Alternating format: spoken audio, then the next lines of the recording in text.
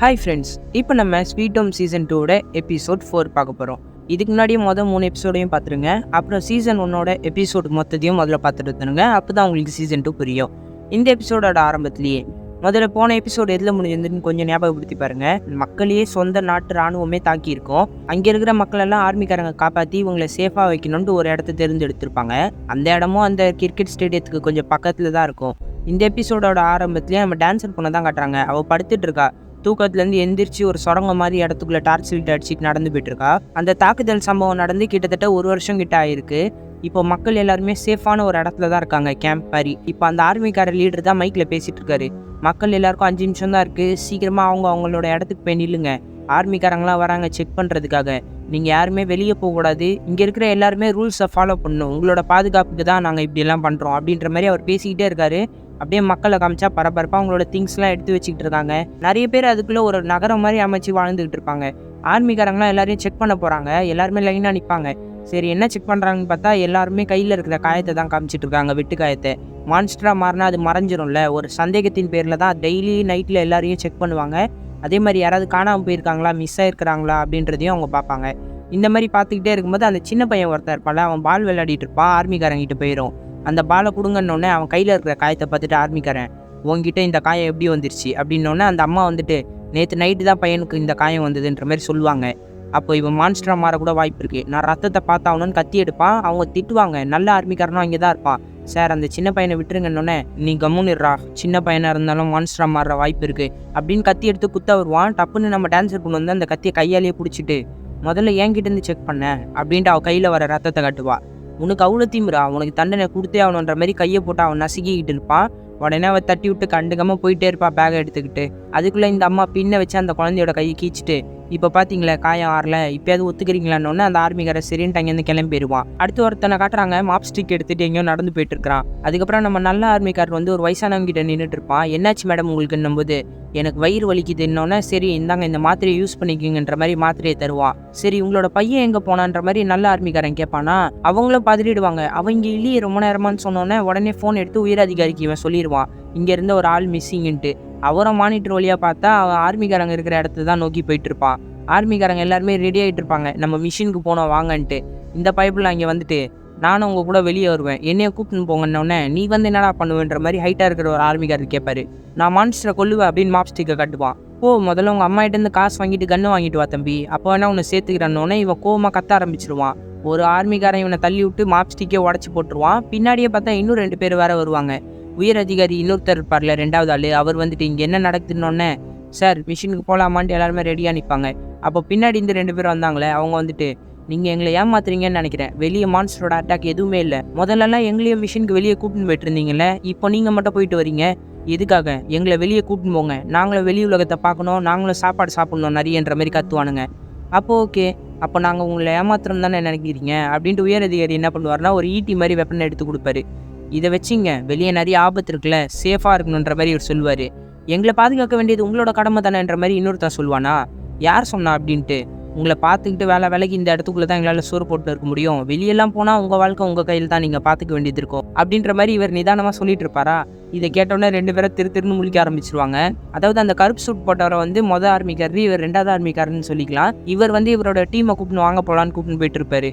அப்புறம் இந்த பக்கம் 2 பேரும் வெளியே வந்தானுங்களே மூஞ்சை தொங்க போட்டுக்கிட்டு. வந்தோடனே அதில் நிறைய முடி வச்சிருக்கிறவன் கொஞ்சம் திமிராவே பேசுவான்.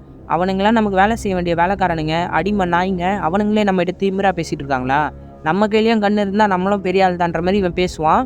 பார்த்தா படிக்கட்டு கீழே ஒரு ஆர்மிக்காரன் ஒரு பொண்ணு கூட ஒளிஞ்சிக்கிட்டு இருப்பான்.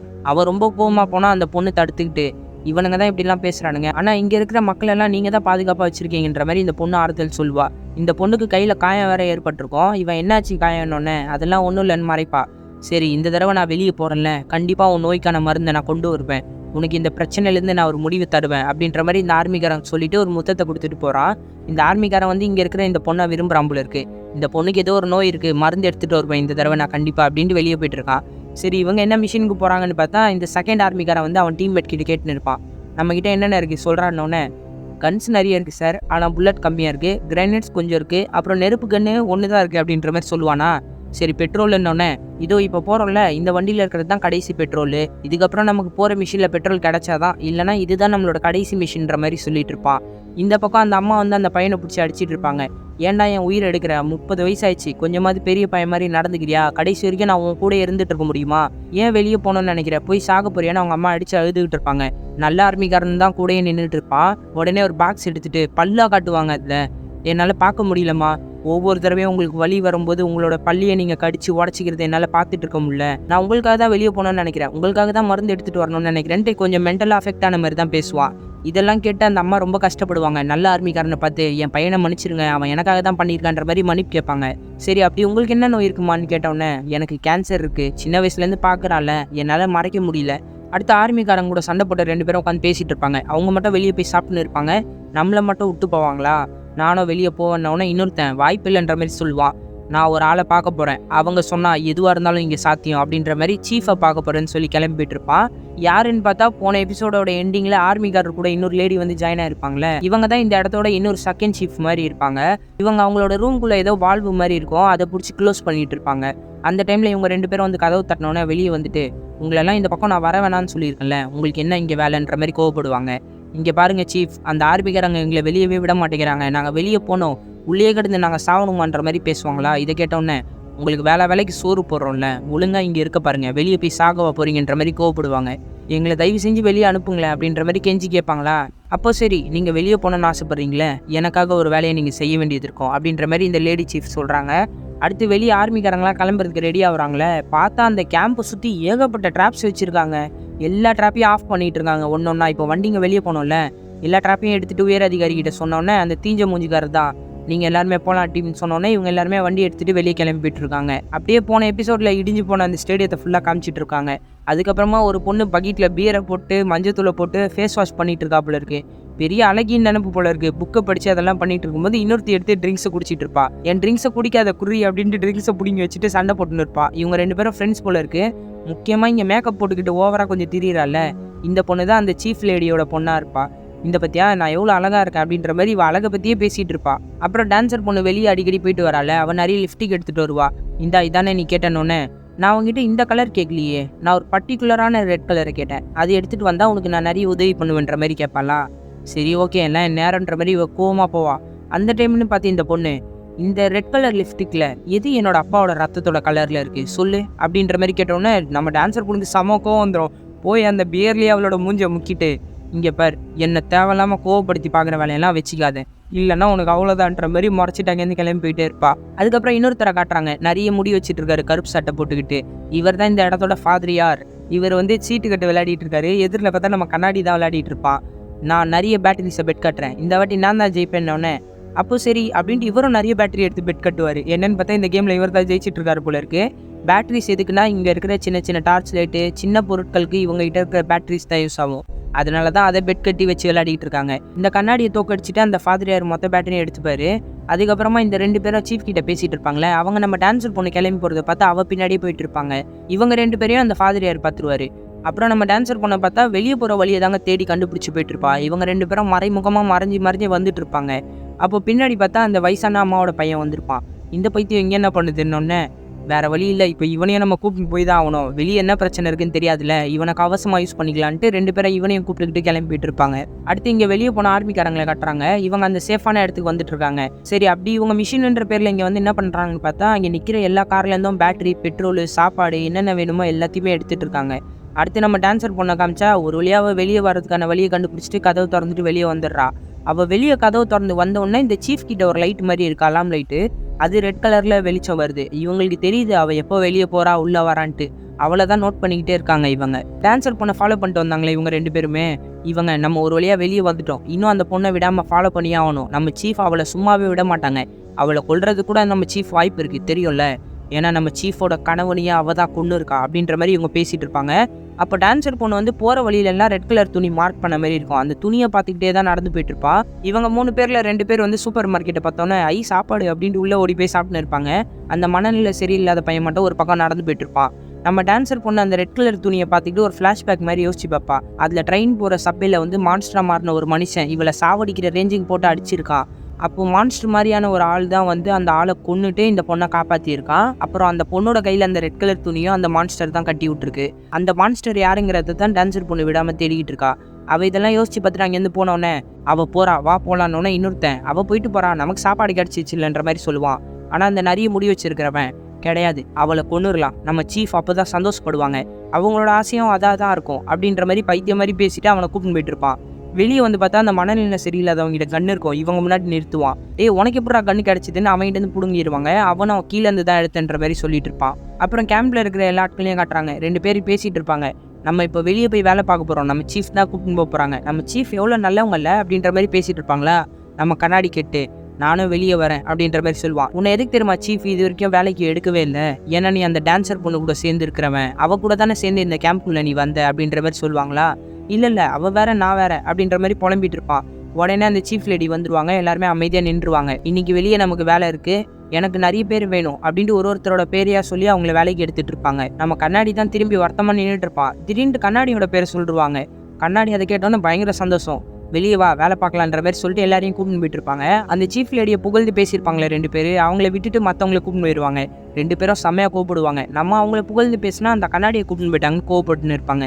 அப்போ அந்த ஃபாதரியார் வந்து எல்லாருக்கிட்டையும் பேட்டரி தருவார். ஈவினிங் வந்துருங்க, ஒரு ப்ரேயர் மீட்டிங் இருக்குது பார்க்கலாம் அப்படின்ற மாதிரி எல்லாருக்குமே கொடுத்துட்டு இருப்பாரு. அப்புறம் அந்த ஆர்மிக்காரனை விரும்பிட்டு இருப்பாள் ஒரு பொண்ணு, அவகிட்ட போய் நீயவா உனக்கு நிறைய வலி வேதனைலாம் இருக்கு போல இருக்கு, அதுவும் போயிடுன்ற மாதிரி அந்த பொண்ணுக்கிட்ட ஃபாதரியார் சொல்லிட்டு போயிடுவாரு.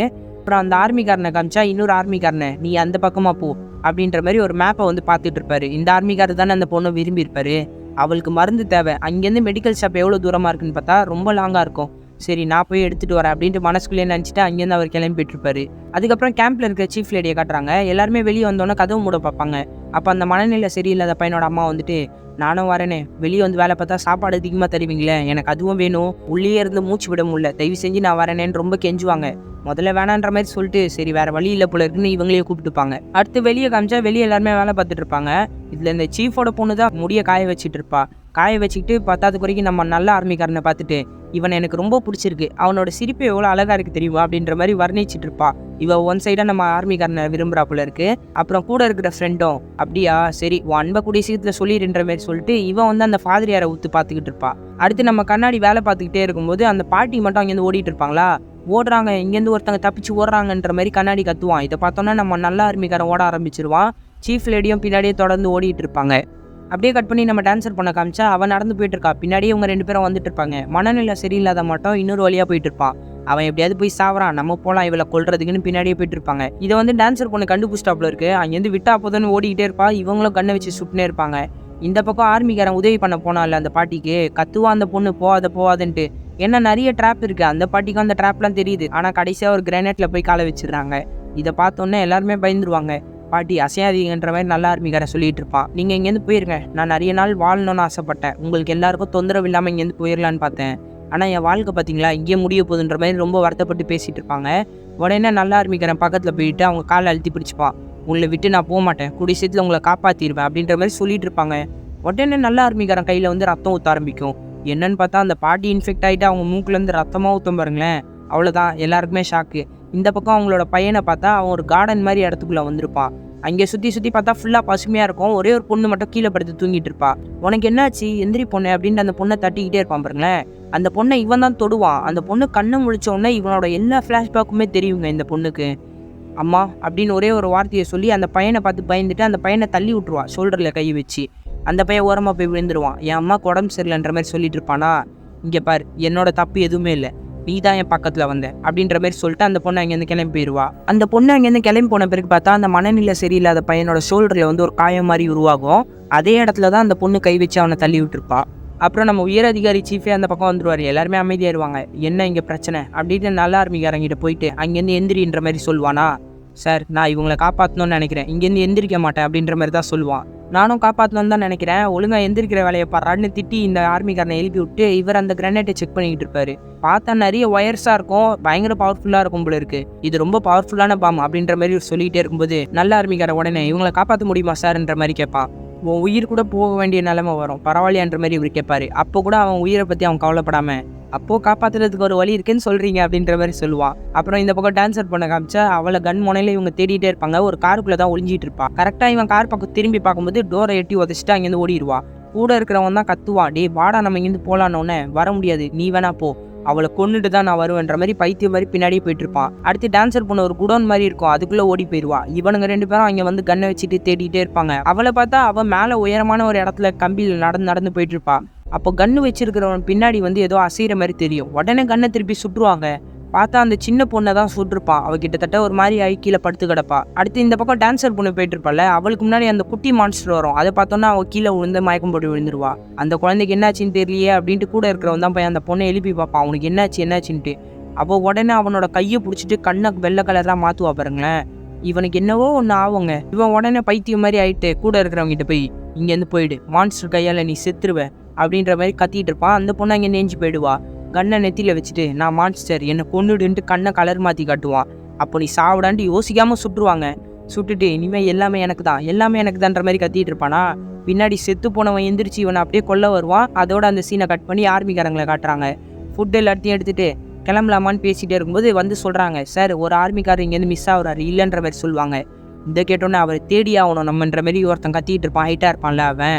சீஃபும் சரி நம்ம போய் தேடலான்ற மாதிரி சொல்லிட்டு இருப்பாரு. அதே டைம்ல கட் பண்ணி சேஃப்டி கேம்பாண்ட காட்டுறாங்க. நல்ல ஆர்மிக்காரன் பயங்கர வேகமா வேனை ஓட்டுன்னு வரான். டக்குன்னு ஒரு ஜம்ப் எடுத்துருவான். இந்த பாட்டியை வந்து சீஃப் பிடிச்சிட்டு அந்த பக்கம் எகிரி விழுந்துருவாரு. சரி பாம்பு வெடிச்சிரும் போல இருக்குன்னு பார்த்தா அது வெடியவே வெடியாது. சரி பாட்டி சேஃபு அப்படின்ட்டு அங்கேருந்து பாட்டியை தூக்கிட்டு போகலான்னு பார்த்தா டக்குன்னு அந்த பாம்பு வெடிச்சு ஜீப்பே சதுறவங்க. இந்த சத்தம் வந்து எல்லா ஆர்மிக்காரங்களுக்கும் கேட்டுரும். உடனே நம்ம கேம்புக்கு போகணுன்ற மாதிரி அங்கே இருக்கிற சீஃப் சொல்லுவார். இதை கேட்டோன்னா அந்த ஹைட்டாக இருக்கிறவன், சார் நம்ம கூட வந்தவனை நம்ம விட்டு போக முடியாது, அவனை நம்ம காப்பாற்றி ஆகணுன்ற மாதிரி கத்துவான். நான் சொல்கிறத கேளு, அவன் பத்திரமா இருந்தால் அவனே கேம்புக்கு வந்து சேர்ந்துருவான். இப்போதைக்கு கேம்ப் தான் முக்கியம், அங்கே இருக்கிற மக்களை தான் நம்ம பாதுகாக்கணும். மான்ஸ்டரோட அட்டாக் நடக்குதா இல்லையான்னு தெரில, முதல்ல நம்ம போகலாம், கூடிய சீக்கிரத்தில் நம்ம வந்து அவனை காப்பாற்றலாம் அப்படின்ற மாதிரி ஆறுதல் சொல்லிட்டு அவரை கூப்பிட்டு கிளம்பி போயிட்டு இருப்பாரு. அடுத்து டான்ஸர் பொண்ணு மயக்கம் போட்டு விழுந்திருப்பாள். அவன் எந்திரிச்சு பார்த்தா நிறைய மான்ஸ்டரோட முட்டை மாதிரி இருக்கும். பக்கத்தில் பார்த்தா கல்லு மான்ஸ்டரா இல்லை குப்பை மான்ஸ்டரானே தெரியாது. ஏகப்பட்ட மான்ஸ்டர்ஸ்ங்க வரவங்க இவளை தாக்குறதுக்கு. பெரிய ஏணி இருக்கும், அதை யூஸ் பண்ணி மேலே ஏறி போயிட்டு இருப்பா. ஆனால் எல்லா மான்ஸ்டரும் கொச்சன்னு வந்து இவளை சாவடிக்க ட்ரை பண்ணும். ஒரு மான்ஸ்டர் கூட பயங்கரமாக போராடிட்டு இருப்பா. அப்போது பிளேடு மாதிரி ஏதோ ஒன்று வந்து ஏணியவே கட் பண்ணி எல்லா மான்ஸ்டர்ஸையும் கீழே தள்ளி விட்டுரும். எல்லா மான்ஸ்டர்ஸும் கீழே ஊந்துரும். இவன் மட்டும் உயிர் தப்பிச்சு நிற்பா. இப்போ கூட ஏதோ ஒரு மான்ஸ்டர் தான் வந்து இவளுக்கு உதவி பண்ணியிருக்கு. வெளியே கதவு திறந்துருக்கிற மாதிரி தெரியும். உடனே எகிரி வெளியே வந்து பாப்பா பாருங்களேன், யாருமே இருக்க மாட்டாங்க. மழை மட்டும் விடாமல் பெஞ்சிக்கிட்டே இருக்கும். இவ இது எல்லாத்தையும் பார்த்துட்டு, எனக்கு தெரியும், எனக்கு யார் உதவி பண்ணுறான்னு எனக்கு தெரியும், என்னோட அண்ணன் தானே, அண்ணா நீ எங்கே இருக்க, என்கிட்ட வந்துடுறேன், நான் உங்ககிட்ட கெஞ்சி கேட்குறேன், நீ எப்படி இருந்தாலும் பரவாயில்ல, ஏன் ஒளிஞ்சு எனக்கு உதவி பண்ணிகிட்டு இருக்கேன், என் முன்னாடி வா, உன்னை ஒரு தடவையாவது நான் பார்க்கணும் அப்படின்ற மாதிரி அவனோட அண்ணனோட பேர் சொல்லி இவள் அழுதுகிட்டே போயிட்டு இருப்பா.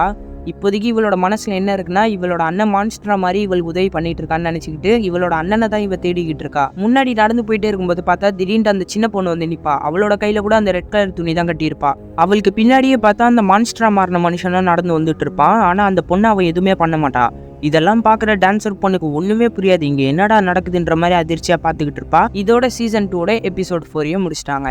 இதுக்கப்புறம் என்ன நடக்கும்ன்றது 5வது எபிசோடில் வெயிட் பண்ணி பாருங்கள். அப்புறம் சேனலில் சப்ஸ்கிரைப் பண்ணாமல் பார்த்துட்டு இருக்கிறவங்க சப்ஸ்கிரைப் பண்ணிக்கோங்க. சோஷியல் மீடியாவில் நம்மளை ஃபாலோ பண்ணாதவங்க டிஸ்கிரிப்ஷனில் லிங்க் கொடுத்துருக்கா, அதை யூஸ் பண்ணி ஃபாலோ பண்ணிக்கோங்க.